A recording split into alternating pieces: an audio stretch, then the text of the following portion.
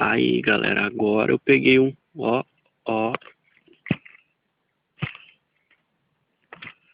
Como é que briga, ó. Bichão.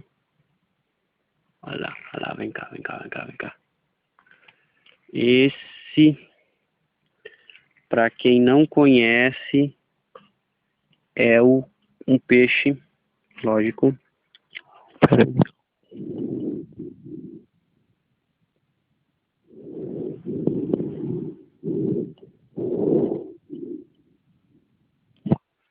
Esse aqui, ó, é o cará-acá, que a gente conhece aqui no Mato Grosso. Ele fica bem maior que isso. Eu já peguei uns aí que eram pelo menos aí umas 4 vezes maior que esse, ó. Aí a grande diferença que eles têm é essa nadadeira dorsal, né? Ele é um pouco mais comprido do que largo. E aqui, ó,